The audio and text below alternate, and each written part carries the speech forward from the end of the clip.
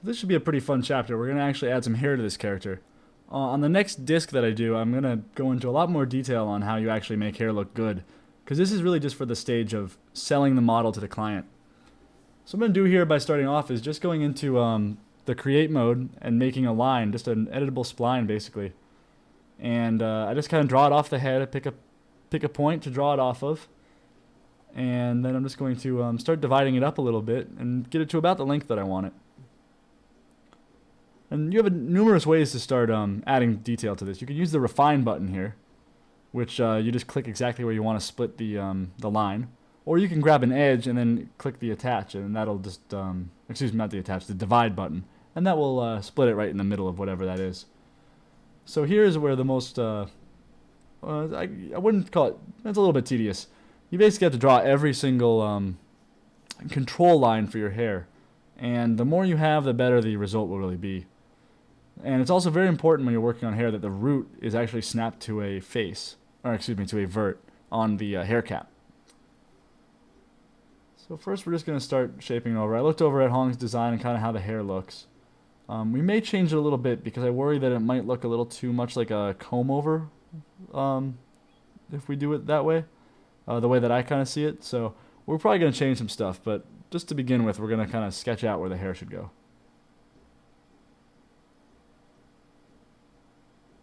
So once we've gotten the basic line in place, we can duplicate that line by shift dragging and then snap it back onto the hair cap. And then going into edit mode, we can start to edit some of these hairs.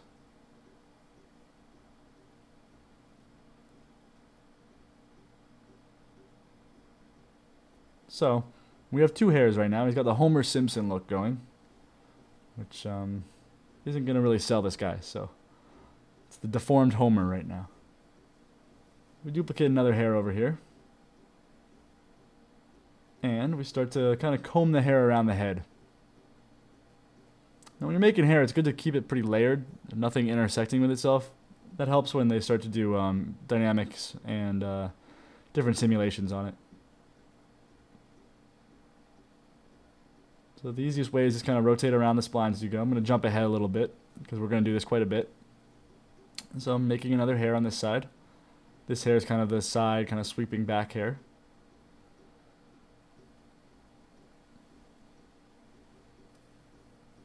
Then we duplicate it again, snap it into place, and do some more editing. And in this part right here, we're just kind of going around and making the hairline of this guy. So this is kind of where the hair should go. In the very first chapter, I believe, we kind of sketched out in ZBrush where the hairline would be. And now we're actually defining it by these splines that are going to... They're not exactly where the hair will grow from. We're going to make a map that will control that. But they are a big part of how the hair will look when it grows from those points. The hair actually grows from black and white map. White meaning grow and black meaning don't grow. So here, but these splines are going to control the length and curve of the hair. So I'm adding a little bit of sideburn hair here. It's smaller and a little curlier. We'll duplicate it pretty soon. Oops. There we go. Duplicate this thing and snap it into place. And then change the look of it a little bit. You can see we're kind of keeping the curve of the hair to go around the ear and not just through the ear. Otherwise the hair will actually penetrate right through the ear. That's no good. So we just keep moving these verts around. And like I said, this can be a little bit of a tedious process. There's other hair solutions out there. This is actually for hair effects. And some of the other hair solutions out there don't make you actually deal with drawing all this stuff. But some people probably would like it. I mean, it actually gives you a lot of control over exactly how the hair will look. I myself would rather just kind of comb it. Or maybe just make every character a bald character, you know? Shave all their heads. Possibly they could all wear little hats.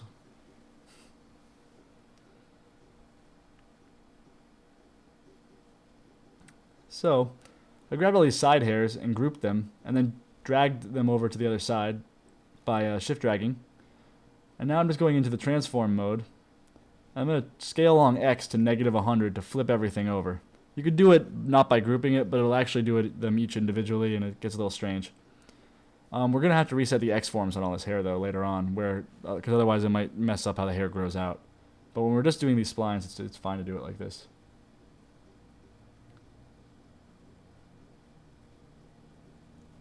And resetting X forms, something you'll see under the toolbar. There's a extra option you can turn on. We'll do it later on. It's just a way to reset the transforms of your objects to make sure that everything's scaling from the right point, and make sure later on that all the pivot points are at 0, 0, and all the hair pivot points are at their root.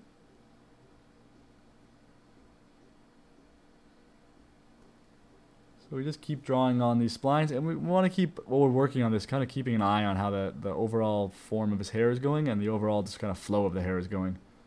So far I think we're doing a pretty decent job of keeping it the way it should go. So pretty soon we'll start doing some of the setup of the actual hair, but just once again, just want to show how you would actually kind of sketch out the hairline of this character. One really important points at this stage is to make sure you snap all the roots onto the head, and make sure that your hair is pretty much layered, so you don't have any intersecting hairs. You don't want any hairs that are intersecting into the actual head or any other part, any props. You can see here we're going to move some points around so they're not intersecting. And when you do it from the root, you also want to make sure that there's kind of the hair kind of sprouts out a little bit and then kind of curves back into itself. So here I'm kind of making one hair that's a little bit stray. We'll be changing these a little bit later on, but I'll kind of speed through that. Just snapping all these into place. You can see we've kind of painted in where his hairline will be, and then this one's another stray hair kind of poking out, where he's kind of combed the hair back, and it didn't quite go back. Didn't have enough gel in his hair that day.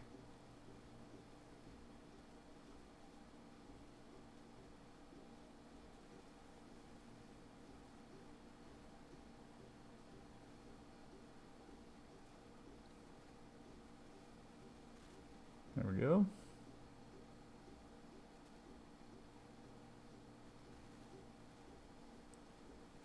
So we're getting down to the last bits. The last pieces we were allowed to add is the back of the head and stuff. But we're just going to jump ahead a little bit. I'm sure you're sick of watching me draw splines. I think you get the point. So the next really important part of any kind of hair is to make a hair cap. Unless you're doing fur, and even then you usually want to make a hair cap anyway. The difference between hair and fur is fur will grow all over the object. Hair, you usually just want to have a bit of a cap that defines where it's going to grow from. And then you make maps that actually control its growth, which you can also do with fur, but a little bit different. We won't go into fur on this. I'm going to clone this whole chunk of his head right here. Just call it Scar Guy Hair Cap. I'm going to hide everything but that. There's some chunks in here we don't need. We don't want hair to grow on the inside of his mouth because that's gross. And we also don't want ears to have hair because he's not an old man. But we do want there to be sideburns, so we go into a side view, and using just the lasso select, we can go through and deselect these areas where there should be hair. I guess you wouldn't really have hair grow there, so we'll remove this. Zoom in a little bit. And this could be controlled by just a map, so we could have all of this. We could have the whole head there. We could have the whole body if we wanted to. But the viewport display is kind of silly, and it will actually show it on everything unless you control it by the length, and it just gets a little tedious to have that much hair growing all over your character, even though you know it's only going to be on a small patch. So keeping this as close to the actual hair shape, but a little bit larger than you would think you would need. That way, in case you have to add more hairline, you have no problem with it. You don't have to worry about it. Now, something we're going to do on here is actually build some simple UVs for this hair cap. In the next disc, when we actually do the hair, we're going to completely remake the hair cap because we want to make sure that it's being controlled by the same maps as the head. And that way we don't have to keep repainting different hair maps for this and that. You can actually just use it from the color map and convert it over to black and white from there. That'll make more sense on the next DVD. So here we go. We opened up the Unwrap UVW modifier. And we grab the head, and we have a planar projection on right now. I have some interesting UV tools you might notice that a lot of my options are over on the right in the toolbar. Some of this is custom code from Blur, and some of it's some plugins that you can download. But the idea here, it's all basic max UV stuff. So basically what I did is I did a planner from the top, and I didn't need to worry about the seams, so I made a, once I selected all the faces, I used a pelt modifier, which is new to Max 8, and really just cranked up the iterations and samples and just ran the simulate pelt. This isn't a very fancy UV map. The checkerboard would be quite a mess, really, and we wouldn't want to paint anything that really mattered on it, but a hair map is just black and white, and it can be kind of sloppy if you want it to be. So, before we make that, we're going to add a hair effects renderer. And we're going to change a few options on here because some of these options can really be memory hogs and they can really crash your machine. So there's a couple of things to keep in mind when you're working on this. You have different bucket types and different quality and memory. It also has a multi-threading option, which we're going to turn off because we've always had problems with it crashing when you use the multi-thread option. So first thing we're going to do is kind of look at these options here, and we're going to change the thick renderer filter. We're going to change some of the quality memory stuff. We'll do that first. Just crank it up a little bit. 5 is the default. We're going to turn off the hair shadows. That just adds more render time than we need. And a couple of these options we turn off just because we've had problems with them. And the multi-threading seems to crash our machines at work, so I always turn that off now. Then the use thick renderers for when you have for thick strands of hair. It's just a different kind of filter for how it displays, and the box seems to be a good way to go. And then we just crank that down because we don't want it to really. We really shouldn't see too much of that. So we're gonna add the hair effects modifier. This is where we're actually going to define our what's controlling the hair growth. So we picked our hair cap now. And we want to pick our hairs that we drew on the head, but there's something we have to do first. So we grab all those hairs, and we'll go to select them, and you'll notice that they're not in there, even though we have only shapes being displayed. The problem is we don't have the model hair modifier on this. So I'm going to constrain my selection over to shapes and grab all of them. That's just to make sure I have everything, and I do. Get this thing out of the way. Go into our modifier list. And you'll see down here in the M's we have the model hair modifier. There it is. So we're going to add that. And I'm going to turn on the attraction and basically just kind of crank it up a little bit. And they all share the same model hair now, so they all share the same attraction. And you can, when we add this, you'll see what they do. Basically how that is that when you have the attraction on, it controls how the spline that you drew really controls the hair as it grows. If it's cranked up like we have it, the hair will pretty much follow directly along the spline. Also under the model hair option you see an auto influence amount, and that is also controlling how they follow the spline as well. So if you turn it down and you turn it up, you see it one way it kind of does its own thing but follows the hair to a point, and if you turn it up to 1 it really just does not go anywhere but where the hair goes. So depending on the hairstyle you do, if you really want a controlled style using the attraction and also using that, you can make sure that the hair does exactly as you expect it to. Then there's a thickness option too. Anytime that you see these little boxes and you right click on them, you're able to control the fall off curve there. And that controls what the hair does. This is clumping. Clumping kind of makes everything spiky. So we're going to have the stuff get kind of spiky, and we also want it to get thinner, so we control the thickness earlier. And then we want a little bit of randomness to the hair because he's a little disheveled.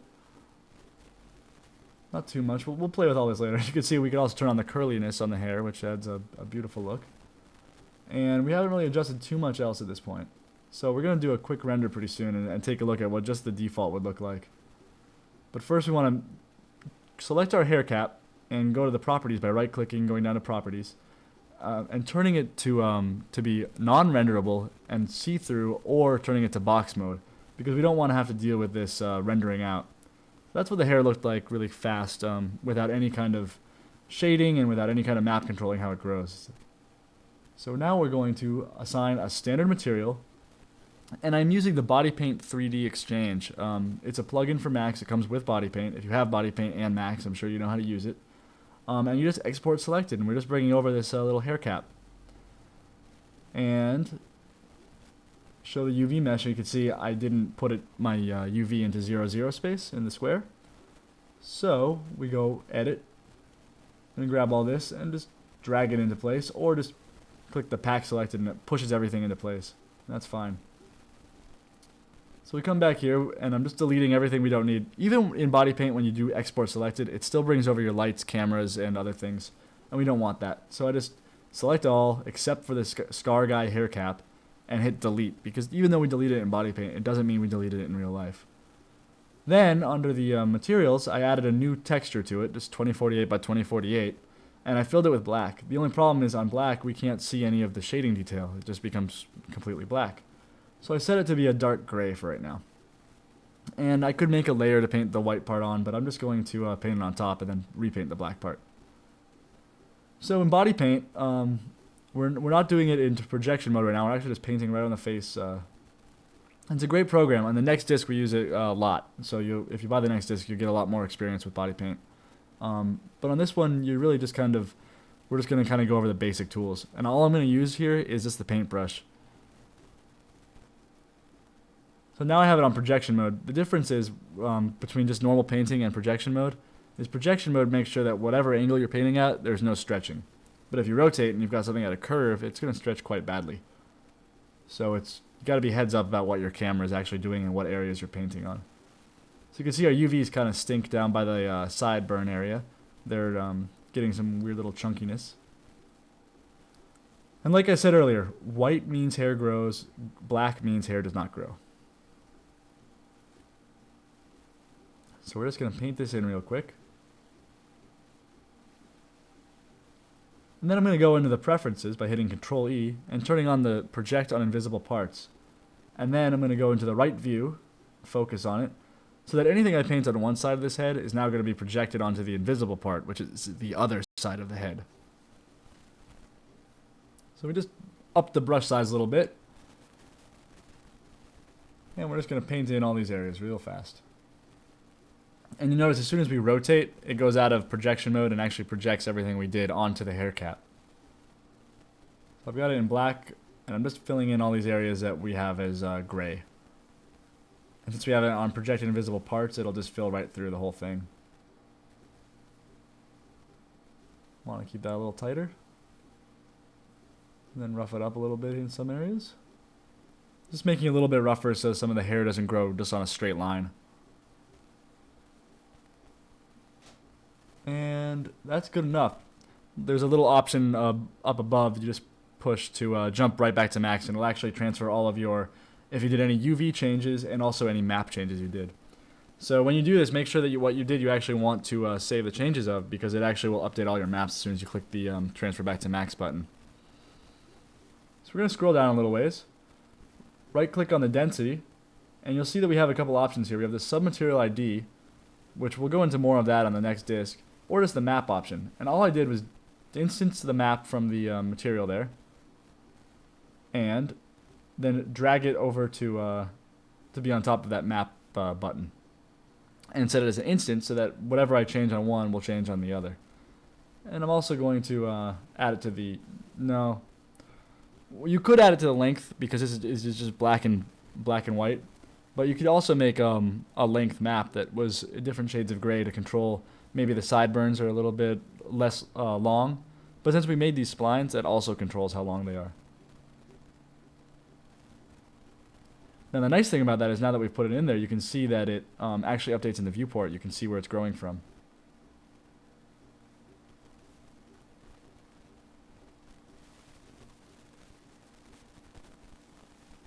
So now we're going to add a hair effect shader. It's just a standard shader that comes with it once you have hair effects on. And it has a bit of a shininess to it, and it has a few certain settings that affect only hair. You can attach this to almost any object though, and it'll work just like any other shader. But so we're going to use a excuse me. First we're going to add a little bit of specularity to this thing. Hair should be pretty shiny. And I want it to be brown hair to start with, but kind of grayish. And a little bit darker than we had it. You can see by double clicking on the material editor what the material will look like a little better. And I want to add some noise. Now what this does is actually control the root and the tip of your hair. And this noise one is the first step of that. What that's going to do is kind of add a little bit of graininess to it. Adds a little bit more hair look. What you can do is do multiple of those with a gradient map, controlling what the root whether the root fall off would be. So the root and tip could have different colors. There's one more really important part to doing hair, and that's making a composite shadow. So we're going to grab the lights we made earlier, add the hair shadow under the composite shadow options, and then adjust the bias to be a little bit lower, and adjust the size to be a little bit higher. What we want this to do is to make sure that the hair is actually casting shadows on itself and on other objects, because by default it won't.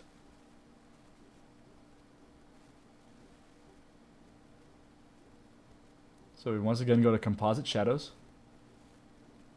and under those options we drag down to hair shadows and click add to list, and then we can adjust all of these to whatever size we want it to be. And one more time, composite shadow. We've only got a few lights in the scene, so it's okay to show this actually happening. If you had a lot of, and honestly, if you have a lot of lights, you probably don't want to have them all affecting the hair. It'll just blow it out really bad. So you can use the include exclude options to make sure that some lights aren't affecting and some lights are affecting. So there those options are. You just choose the object from one side and add it to the other. And you can have it include or exclude. Generally, if we're doing hair, you just want it to be on exclude.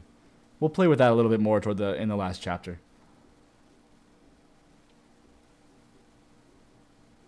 So we don't need that anymore. You can just trash that body paint UV import because we didn't do any UV changes. And I added a turbo smooth to that because I want a lot more hair to be grown and I don't want to crank up the settings there. But you can crank that up. Now here we have the UV mapping for the hair. This is to control the shading, geometry, and quality down here. Now if you do something on map channel 1 or 2, you'll see the option next to it says apply mapping based on. And you can control that by strand or by emitter. And what that means is basically that if you do it by strand, it'll do a cylindrical wrap all the way around each hair strand. It'll control how the root and tip are applied, and color in general. But we're not going to do anything too fancy with the color on this one because we just want it to be almost a black and white image with a little bit of blue highlight to it.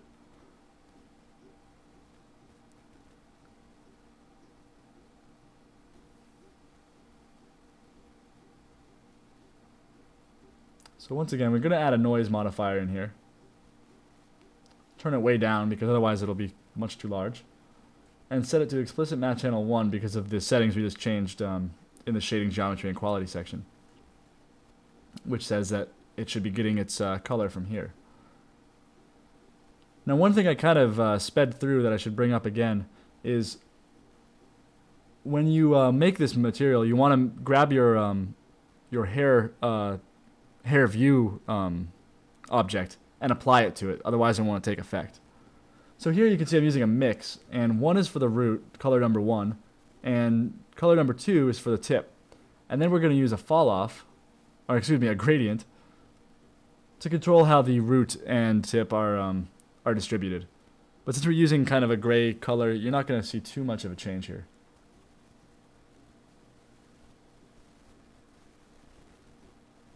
In the next chapter, we're going to do a lot of work on the hair to make it, excuse me, not the next chapter. On the next disc, we're going to do a lot of work on the hair to make it much finer and nicer looking.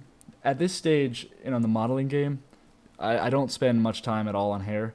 In fact, only recently did we start doing hair on our gray shaded models because it really does add so much to the character and define so much of what the character is that if you don't have hair on it and you send the renders to a client, they might not see it as much as they will as soon as you have even just the rudimentary hair on there. So I'm going to just adjust some of these lights a little bit. Just moving where they're actually pointing. I didn't really like the way it was affecting stuff. So we're just going to rotate these around a little bit more. Then I want to look at the settings we have here.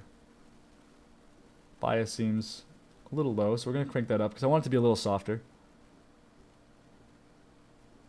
And we're just going to keep looking at all these lights to see how the settings we have are. The sample range is a little bit low, so And I'm removing the hair shadow from the other two because we really only want one light right now to be affecting it. It just adds so much to the render times to have so many lights that are adding hair shadow to it. To have just one or maybe two, it's not so bad.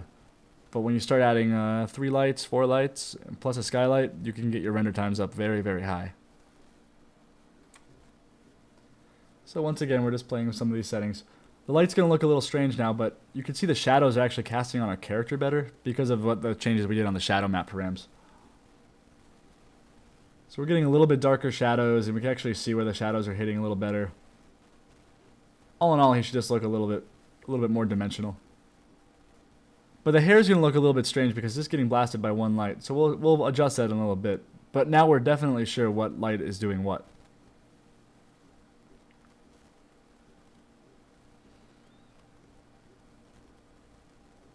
So, we've come a long way on the hair,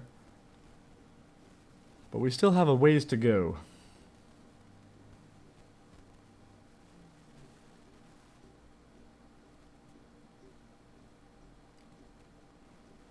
Now, at Blur we have something called the Blur Light Tool, which is a way of just really quickly selecting through lights. But Max has a built-in light tool as well that you can use to navigate what your light is doing, how much intensity it has, is the shadow turned on, or is it a shadow map, or what.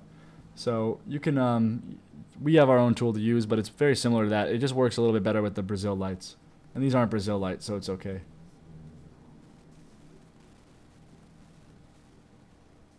Brazil lights have a few more options and actually are a little bit, quite a bit more powerful, really. But I didn't use them on this because it's such a simple character light rig. So once again, we adjust the lights a little bit. I'm just going to do a region render now. Because hair rendering does take a long time, it's important to make sure that you're not wasting time rendering. So I just wanted to see how it all in all looks. And I like the lighting already better. It's a little bit more, not too much more dynamic, but it definitely adds a little bit more to the look of the renders. Before it was just a little washed out, so now that we're doing hair stuff, it's a good time to start playing with the lighting because it really does affect it so much. But you can see we're getting some weird highlights and this weird little piece over on his right side of his head, which is that one stray hair that I modeled earlier, which I'll have to fix.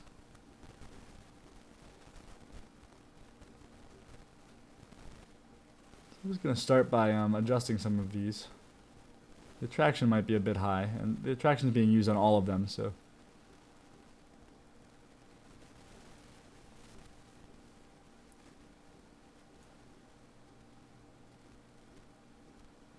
So now I have it constrained to only be selecting shapes. And then I switched over to geometry so I could grab the hair cap really quick. I could also do this by going into the select by name tool and grabbing everything.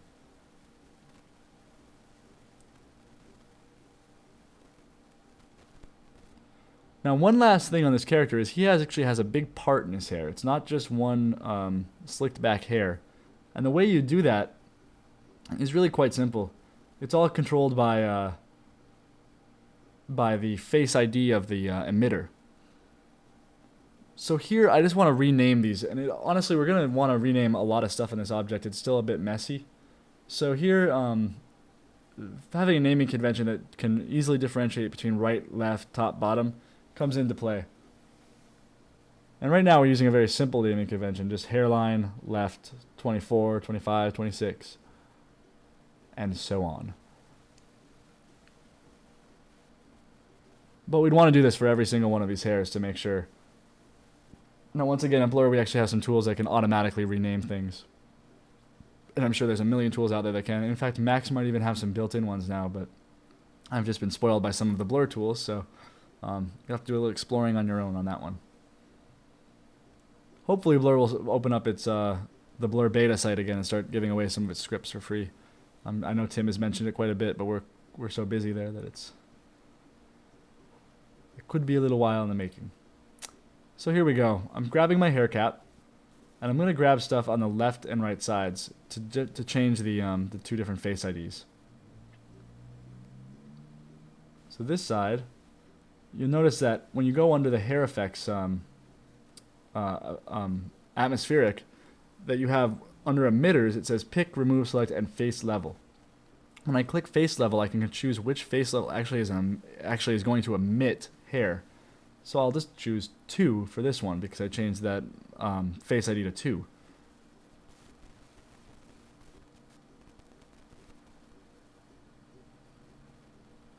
And I skipped over it very briefly, but I duplicated this this hair atmospheric here.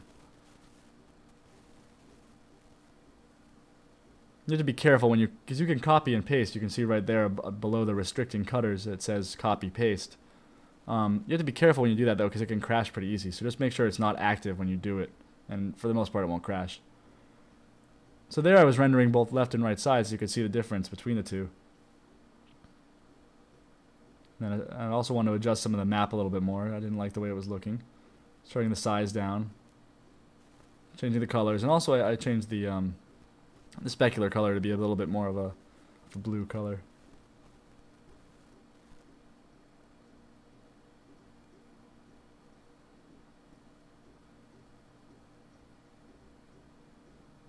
I changed some settings in the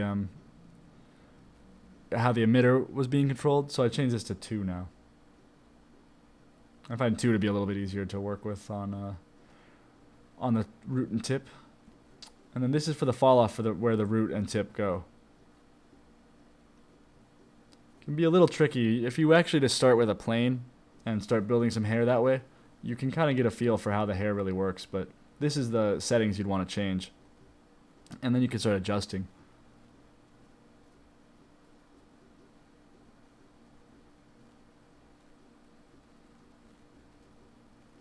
But like I said, I don't want to spend too much time on the hair on this disc, because on the next disc we really go over a lot more of the finer details of hair. But you can see it's already looking a lot more like hair. He's got hair growing out. You can see that some of the roots are showing a little oddly. It's not casting shadow quite as nice as we'd hope. But it's a good start for where our hair is going to go. And some of that swooping hair looks a little strange. But it's just fine for where we're starting. It actually looks like hair, which is a good go. So we're going to adjust some of these splines again, and that'll be really close to the finishing of this chapter. But just to go over it again, it's really a lot of finessing on hair. You want to move the splines as much as you can, and then give it a render to see what you really did, because sometimes it can be a little unpredictable. So it's good to do as much small edits as you can, especially when you're first learning hair, and then render it out and look at what the actual changes did. Don't change a million things and then render it out, because you'll just get confused by, wait, what did I change to actually fix that? So here you can see I'm making it more black and white, because the render here is actually mostly black and white with a little bit of blue in it. Then I also, while I'm working, I realized, wow, I really kind of gave him a crazy hairline here, so I'm going to start painting in a little bit more in body paint. Now, I don't have, I didn't actually use the Body Paint 3D Exchange. I actually just went back to Body Paint and started adjusting this map. And then I can just save the map out by itself. I don't need to always have it attached to Max. And I'll show you how to do that in a moment, I believe. But it's just a matter of, once you finish painting, you just go to Save Texture As, and save it wherever your map file was. So I just want to fix up a few of these. You can see how high up I had that hairline going. It's just a little too high. So we fix that a little bit more.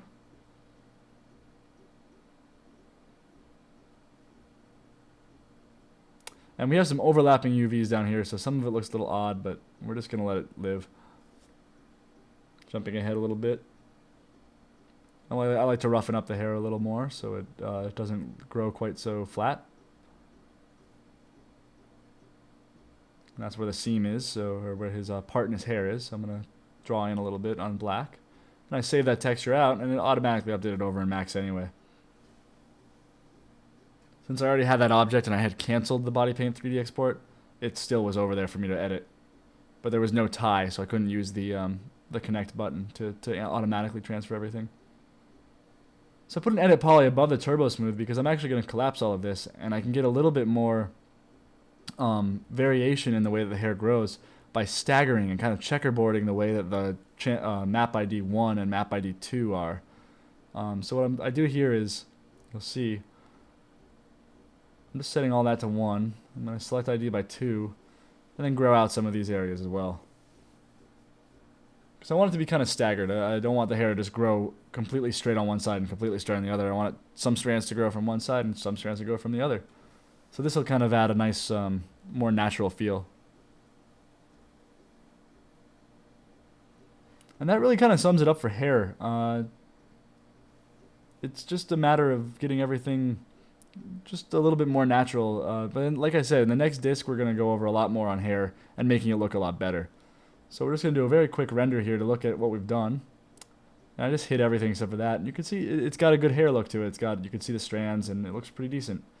In the next chapter, we're going to go over rigging, and then finally just go over some little Photoshop tweaks on how to present to clients. So that's it for the hair chapter.